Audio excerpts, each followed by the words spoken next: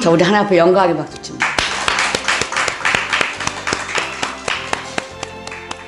자, 새롭게 하소서. 자, 예수 그리스도의 십자가 피 묻은 손으로 안수합니다. 자, 거룩한 종 예수의 이름으로 이루어지다. 놀라지 말라, 나는 너희 하나님 여호와다. 오늘 주시는 하나님의 사랑의 기름 부으심을 통해서 우리가 세 가지 축복을 먼저 주신다고 하셨습니다.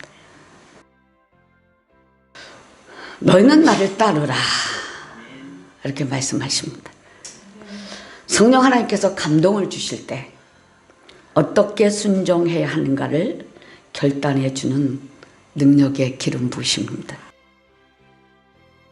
우리가 나홀로 서기, 내가 내 인생을 펼쳐가고 사역을 펼쳐갈 때 우리는 순간순간 심령적으로나 영적으로나 환경적으로 벼랑 끝에 서 있을 때가 있습니다. 그때는 몹시 춥고 외롭습니다.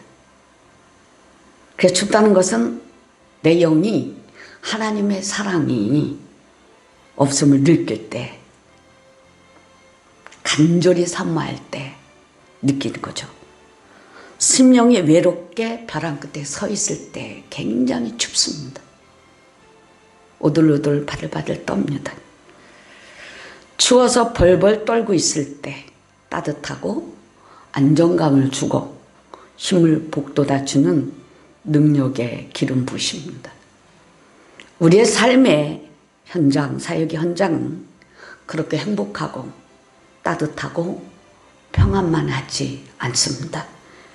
열심히 일하고 있지만은 영적으로는 채워지지 않는 상황에 이를 때에 우리는 영혼 깊은 곳에서 영혼의 당시과 또한 쓸쓸하고 차갑고 추위와 싸워야 하는 그러한 위치에서 외롭게 서 있는 모습들을 발견할 때가 순간순간 많이 있을 것입니다. 이때는 이런 외롭고 쓸쓸하고 차가움과 싸워야 하는 우리의 영적인 현주소입니다. 이때에 성령께서 다가오셔서 하시는 말씀과 함께 새로운 일을 하도록 성령의 역사로 감싸주시고 또 생명으로 채워주시고 인도하심으로 새 일을 하도록 새 옷, 능력의 옷으로 입혀주시는 성령의 외투입니다. 따뜻할 뿐 아니라 어디서든지 든든하고 힘있게 자랑스럽게 기름 부으심으로 강력함을 나타내는 그런 힘의 능력의 외투입니다. 새로운 그 사명을 부여할 때 주시는 능력의 외투, 또 우리가 성숙할 수 있도록 도와주시는 능력의 기름 부으심입니다. 이게 첫 번째요. 두 번째는 자, 예수님의 십자가 보혈로 발랐습니다. 우리는 말씀의 십자가를 져야 합니다. 말씀을 이루는 십자가를 져야 할 때입니다. 눌림으로 인해서 영적인 잠을 자게 할 때가 있습니다. 졸음을 주는 영을 제거해 주신다고 하셨습니다. 이것은 말씀을 체할 때 나타나는 현상입니다. 생명의 말씀을 먹기는 먹는데 소화력이 없습니다. 즉 말씀을 먹었다면 우리에게 힘도 주고 기도 잘하고 눈도 밝아지고 믿음 안이 열리고 확신이 있고 이런 가운데 순종이 할 수 있는 힘이 자연스럽게 멋있게 아름답게 순종할 수 있습니다. 근데 이걸 못하는 거예요. 먹긴 먹는데 말씀에 체해서 그랬습니다. 과식이죠. 믿음으로 순종해야 되는데 순종은 하지 않고 행함이 없는 죽은 믿음으로 사실상 영혼의 활동이 전혀 이루어지지 않는 상태입니다. 영의 활동이 전혀 이루어지지 않는 것. 먹기도 힘든 상태입니다. 말씀에 막힌 거죠. 깊이가 없어서입니다. 하나님께서 순종을 요구하시는데 순종할 생각은 하지 않고 또 마음도 없는 영적인 현주소라고 볼 수 있습니다. 오만과 교만입니다. 이때 잠든 신을 하나님은 부어주시는 것입니다. 이사야서 28장 13절에서 우리 14절까지 시작. 여호와께서 그들에게 말씀하시되 경계에 경계를 더하며 경계에 경계를 더하며 교훈에 교훈을 더하며 교훈에 교훈을 더하고 여기서도 조금 저기서도 조금 하사 그들이 가다가 뒤로 넘어져 부러지며 걸리며 붙잡히게 하시리라. 이러므로 예루살렘에서 이 백성을 다스리는 너희 오만한 자여 여호와의 말씀을 들을지어다. 아멘. 말씀을 듣고 즉시 순종하여 자기 하나님 앞에서 자기 처신을 똑바로 할 때입니다. 자, 이사야서 29장 9절에서 10절까지인데요. 시작. 너희는 놀라고 놀라라. 너희는 맹인이 되고 맹인이 되라. 그들의 취함이 포도주로 말미암이 아니며 그들의 비틀거림이 독주로 말미암음이 아니니라. 대저 여호와께서 깊이 잠들게 하는 영을 너희에게 부어주사 너희의 눈을 감기셨으니 그가 선지자들과 너희의 지도자인 선견자들을 덮으셨습니다. 아멘. 교만하고 오만하고 말씀에 채서 지도자들이 말씀을 이루지 못하면 하나님이 잠든 신을 그냥 퍽퍽 부어주는 거예요. 자, 오늘 이것을 제거하실 겁니다. 또 하나, 세 번째는 승기의 축복입니다. 성령의 단비의 축복입니다. 지성소에 들어오는 길이 열렸습니다. 성령께서 성소에서 만나주시고 시온에서 만나주시는 축복입니다. 이길 수 있도록 성령 안에서 성령께서 지원해 주시는 축복의 통로입니다. 오늘 이 세 가지 축복을 하나님이 주셨습니다. 그러면 이 축복을 여러분은 받아가셔야 돼요. 여호수아서는 12돌로 기념비를 세운 사건을 오늘 4장에서 말씀하고 있습니다. 근데 이 기념비가 하나가 아니라 둘입니다. 이 각 지파의 12대표는 요단강 강바닥에서 12돌을 취하라. 이 돌은 무슨 뜻이냐? 후손들이 물을 때 이 돌들이 이스라엘 자손에게 영원한 기념이 되리라. 하나님 말씀에 순종함으로 가나안에 들어갔다는 기념이 된다는 것입니다. 또 우리가 요단강 도하의 강경을 성경에서 볼 수 있습니다. 우리가 10절에 18절까지 보면 제사장들은 여호수아가 명한 일이 다 마치기까지 요단강 가운데 섰고 모든 백성이 건너가기를 마친 후에 여호와의 궤와 제사장들이 백성의 목전에서 건넜습니다. 제사장들은 언약궤를 맸어요.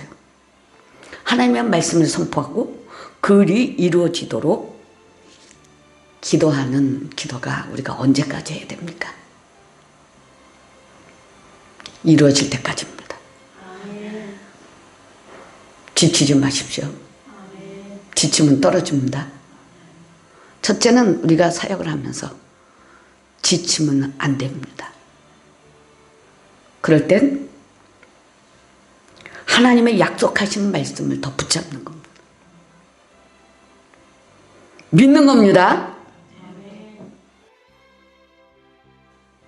제사장들이 요단강에 서 있었던 그 자리에서 언제 그 위치를 떠났습니까?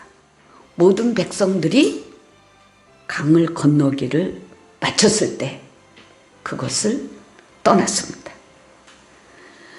12절에 14절에 보면 루벤, 갓, 므낫세 반지파 용사들이 무장하고 백성들보다 앞서 건너는데 4만 가량이 건너가서 싸우려고 여리고 평지에 섰습니다.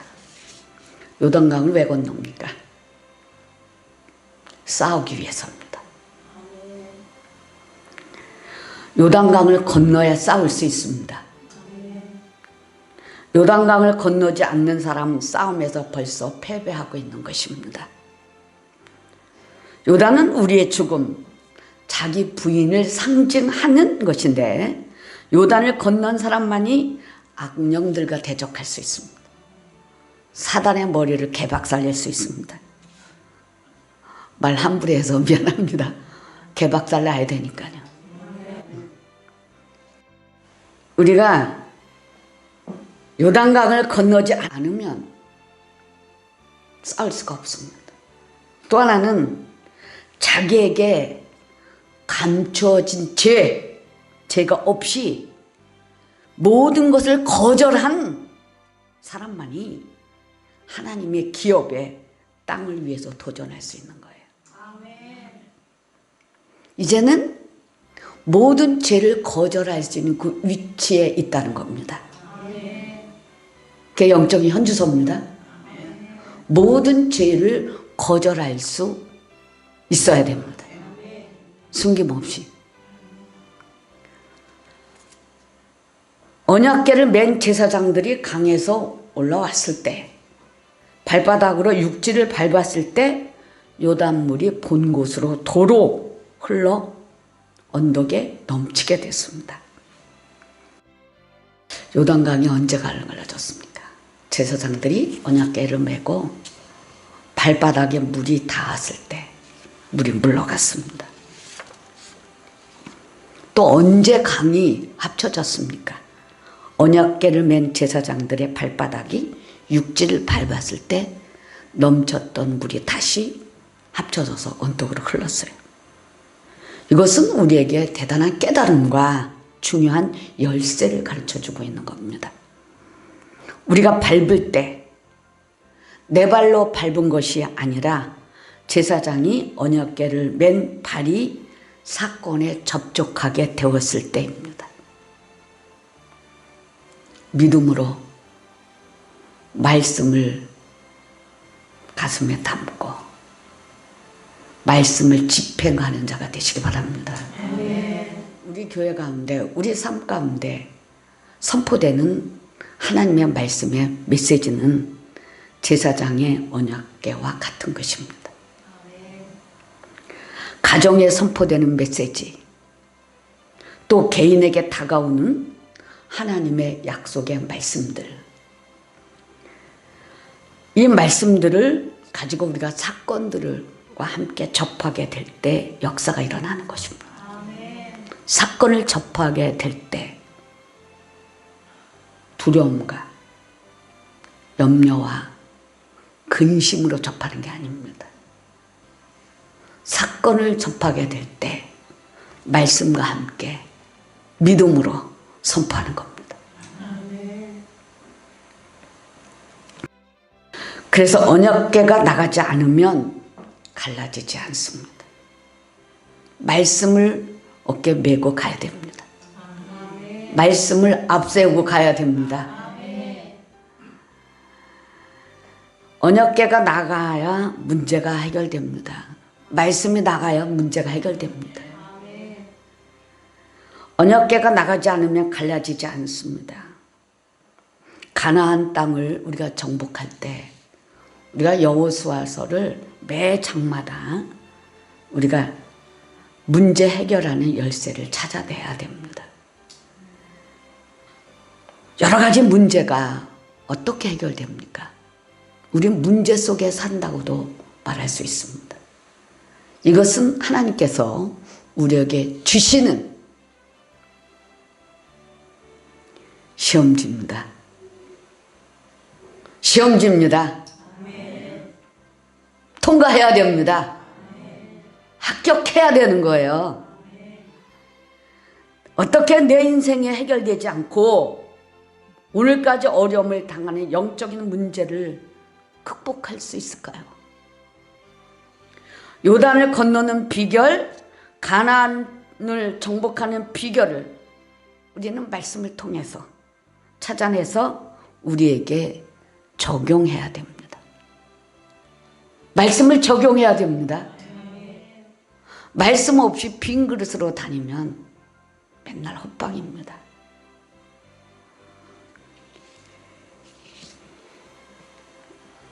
길갈에 세운 요단강 도하의 기념비를 보면 여호수아서 4장 19절 24절에 보면 정월 10일에 백성이 요단에서 올라와서 여리고 동평 길갈에 진침해 여호수아가 그 요단강에서 가져온 12돌을 길갈에 세우게 합니다.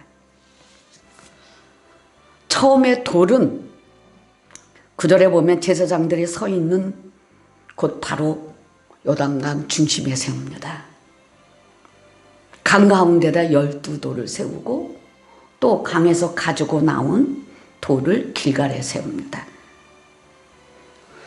후손들이 이 돌이 무엇이냐고 물으면 이스라엘이 마른 땅을 밟고 서서 이 요단을 건넌 표다. 대답하라고 하나님께서 말씀하셨어요. 요단을 건넌 게 어려웠습니까? 쉬웠습니까? 제사장들이 법궤를 메고 요단강 발바닥에 물이 닿았을 때 갈라졌어요. 백성들은 건너기만 하면 됐습니다. 쉬웠어요? 어려웠어요? 쉬웠잖아요. 자, 우리가 홍해를 건너고 요단을 건너는 것은 너무나 쉽습니다. 홍해바다도 모세가 지팡이를 앞으로 내밀며 홍해바다가 갈라졌습니다. 백성들은 건너기만 하면 됐습니다. 하나님이 갈라놓으셨어요. 요단강도 마찬가지예요. 그러나 내 힘으로 건너려면 그것보다 어려운 것은 없습니다. 요단강을 건너지 못해서 40년 걸리지 않았어요. 왜 못 건넜습니까? 자기를 따라가면 자기의 욕심과 자기의 혈기와 자기 고집을 따라가면 40년이 아니라 80년도 걸립니다. 80년의 방황도 있습니다. 죽을 때까지 못 건너는 사람도 있고요. 그러나 하나님의 약속을 붙잡고 제사장들과 함께 이 길을 걷게 되면 이 길은 너무나 쉽게 건넌다는 것입니다. 이것이 무엇입니까? 하고 후손들이 물을 때 이스라엘 백성들이 마른 땅을 건넌 표다. 우리 민족이 마른 땅을 건넌 표다라는 것입니다. 왜 선조들이 40년이 지났는데도 요단을 건너지 못했습니까? 언약궤를 따르지 않은 겁니다. 말씀을 따르지 않은 겁니다. 내 마음대로 했습니다. 버리지 않는 자가 자기들을 가나안 땅에 들어가지 못하게 한 것입니다. 자, 오늘은 여러분의 자아가 처리돼야 돼요. 아멘. 어제는 율법이 너무나 기승을 부려서 기승을 부리는 그 율법을 처리했다면, 자, 오늘은 아직도 남은 것들이 많습니다. 큰 것들만 뚝뚝 떼어냈어요. 바위처럼 굳어져 있는 여러분의 자아가 떠나가시길 예수의 이름으로 축복합니다. 내 마음대로 했던 행동들, 고집을 부리지 않을 일에 대해서도 고집 부리는 상황,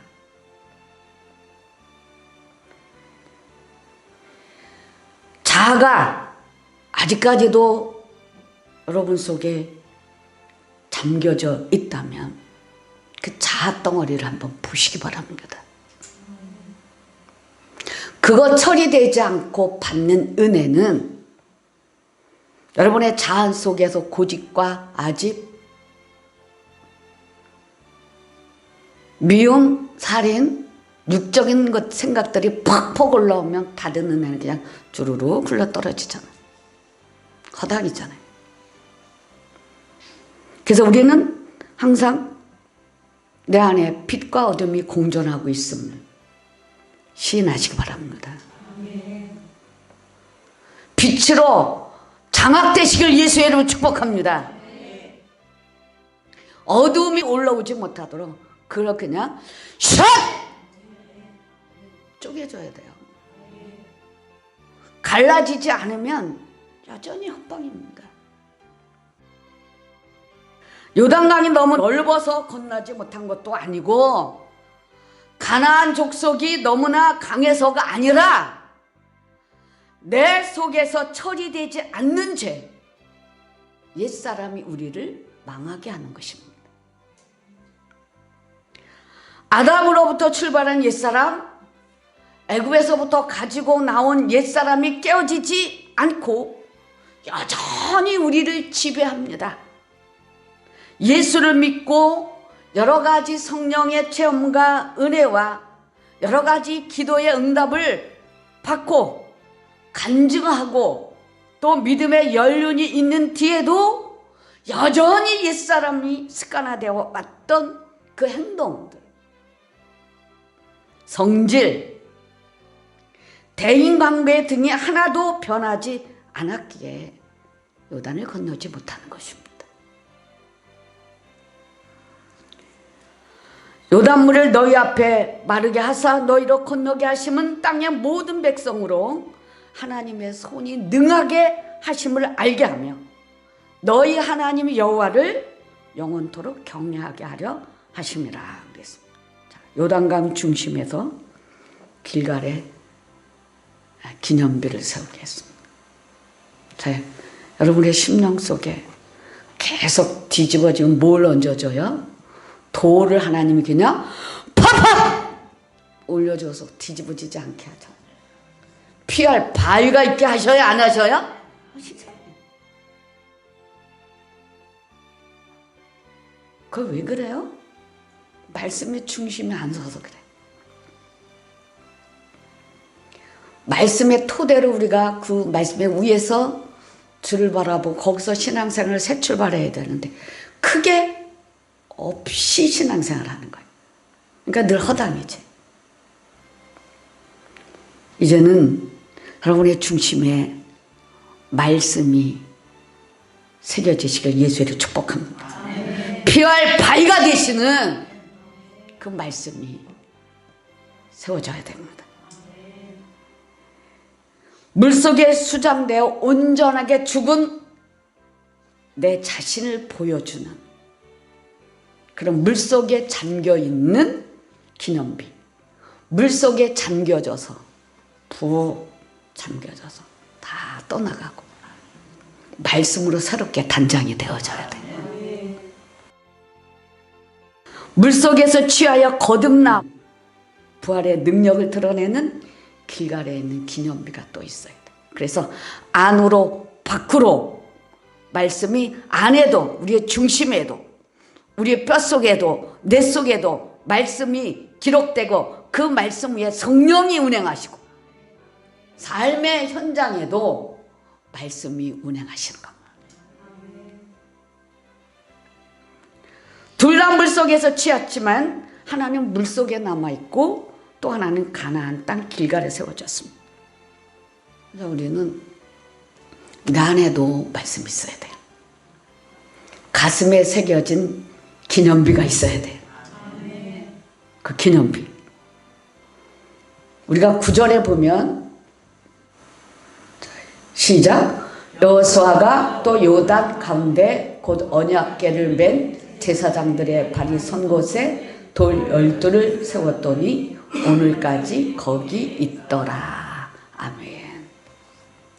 우리의 말씀이 피할 바위가 되어야 돼요. 어디서? 요 안에서. 그 말씀이 피할 바위가 되고 그 말씀 위에 내 영이, 내 중심이, 주를 바라보는 믿음이 여기서 있어야 돼요. 영의 눈이 뜨시길 바랍니다. 믿음의 눈이 열어지시기 바랍니다. 또 20절에 보면 시작. 여호수아가 요단에서 가져온 그 12돌을 길갈에 세우고 길갈에 세웠습니다. 이 두 무더기가 있어야 됩니다. 물속에 죽어있는 12돌과 새로운 땅, 꿈에도 그리던 가나안 땅에 12돌이 있습니다.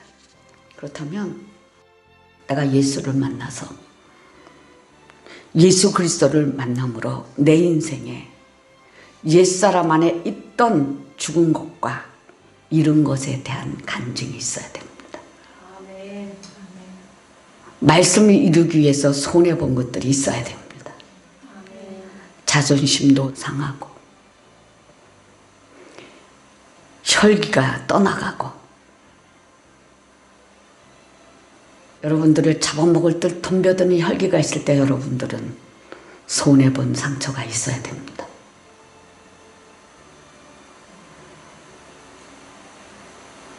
여러분의 인생을 힘들게 하는 용이 머리가 틀어져서 빼도 그냥 버렸습니다.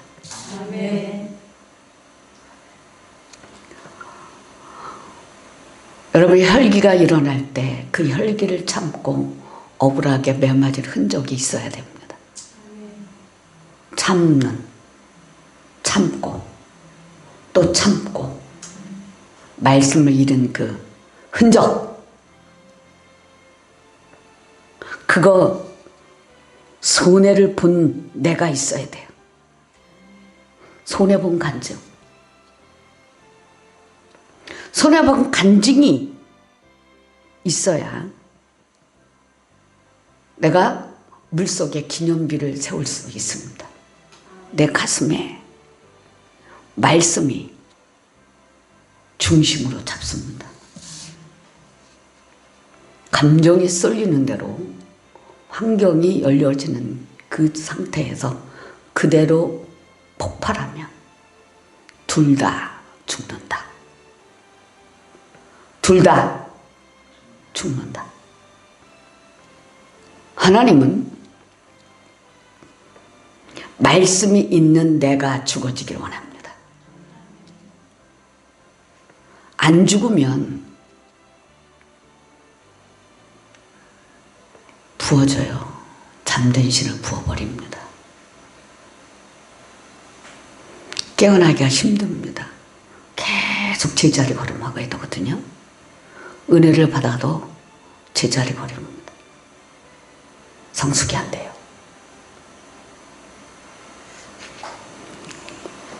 말씀으로 여러분이 나는 무엇을 잃었는가 자기 자신을 진단해 볼 수 있어야 돼요. 아멘? 아멘. 무엇을 잃었는가? 물속에 수장된 기념비가 있어야 한다는 겁니다. 지나온 인생 속에 예수를 만남으로 말미암아 새롭게 변화받아 새 생명으로 행하는 부활의 간증을 갖고 있어야 돼요. 자, 죽으면 부활된다. 그러니까 우리는 모든 신앙생활에 어디다 맞춰야 돼요? 부활에 맞춰야 돼요. 부활해야 됩니다. 부활해야 사도행전 1장 9절에 승계 축복을 받습니다. 죽지 않은 사람 승계 축복 못 받아요.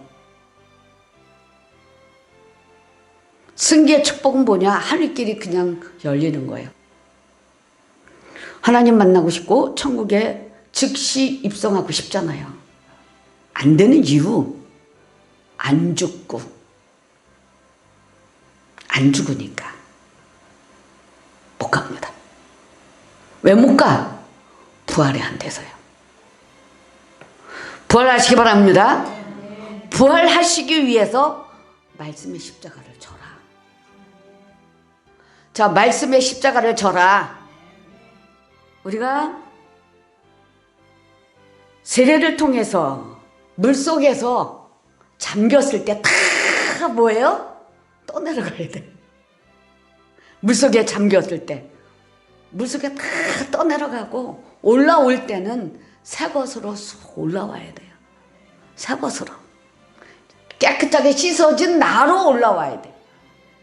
죄가 다 떠나가고 깨끗이 씻어진 나로 쏙 올라와야 이게 세례예요. 우리가 이 세례를 통해서 하나님은 예수와 우리를 동일시하는 거예요. 내가 요단을 건넌 기념비가 될 간증들이 있어야 돼. 내가 죽고 부활한 간증을 만들어내라 그러는 거예요. 하나님이 그걸 요구하시는 거예요. 내가 옛날에는 이런 사람이었고 저렇게 살았는데 이제는 내가 이렇게 변했어. 내가 변하면 옆에 사람은 뭔 줄 알아? 깨끗하게 변한 내 심성, 마음, 변한 내 모습이 새 얼굴이야. 새 얼굴, 새 것. 마음을 바꾸고 새 마음으로 돌아와야 되거든요. 나는 맨날 흠 마음 갖고 돌아다니니까 안 되는 거. 낡아 빠진 흠 마음만 갖고 다녀. 달 크다는 거. 그거 어디다 써요? 못 씁니다. 새 마음을 새 피조물로 계속 우리는 자라가야 돼요. 자라가는 겁니다.